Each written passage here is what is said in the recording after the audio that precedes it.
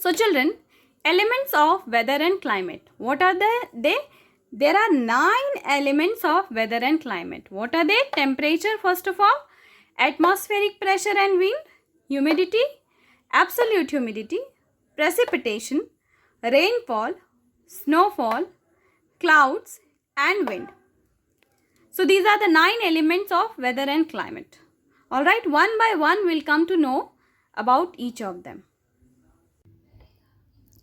So students, we come to the first point or first element, that is temperature. You all know what temperature is, yes? The body temperature, the room temperature and the temperature outside your house.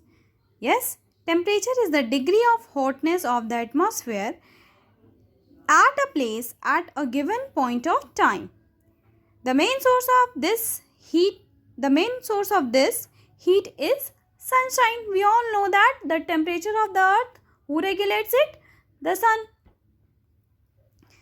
Now, generally it follows a predictable pattern for an area.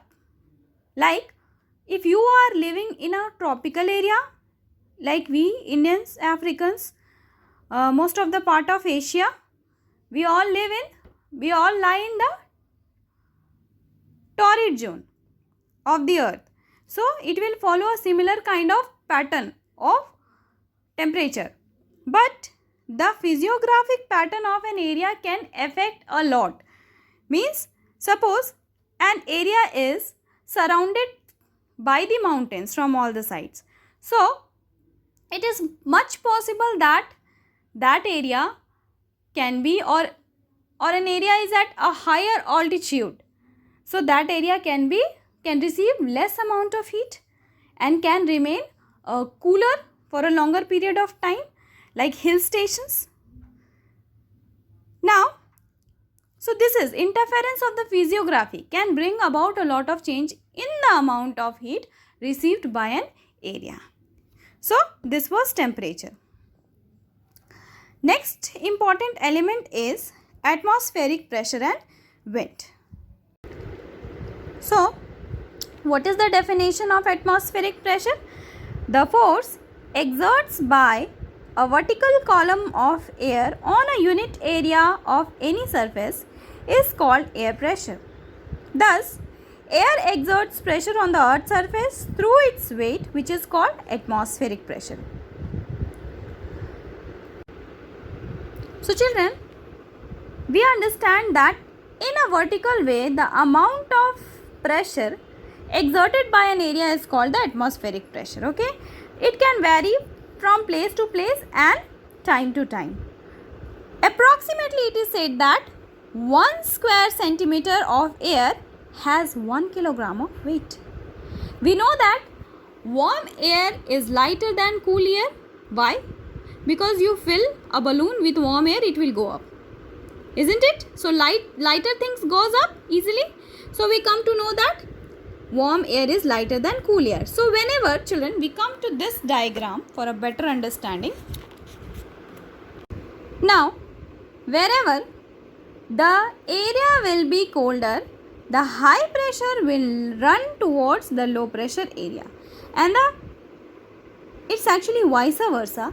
Like, suppose this area was warmer throughout the day, alright, and this area was at a higher altitude or at the same altitude. I have drawn the same altitude. The plain line shows you the same altitude. ये जो ऊंचाई है इसकी वो same है. मान लेते हैं कि ये एरिया दिन में गर्म था. It was warmer. So what will happen? The warm air from here will rise up. You all know that warm air rises up easily. Now, the cold air from here will immediately move towards this area, causing wind to happen. Yes. Now, how we come to that cold air is coming down? Why? Because atmospheric pressure is exerted on this area highly, and this area will be having low pressure, and this area will be having high pressure. Alright. In these paras, that thing only is given, so no need, skip it.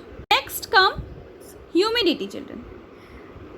Nobody better than us would be knowing what humidity is, isn't it?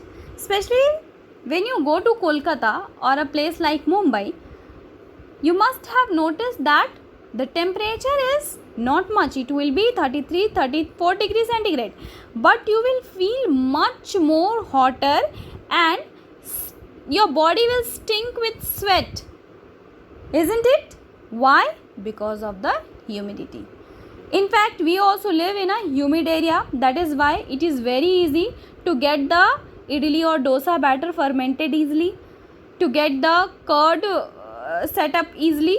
When your mother set the curds in this milk, so it sets up easily, usually after the month of March, from the month of March onwards, isn't it?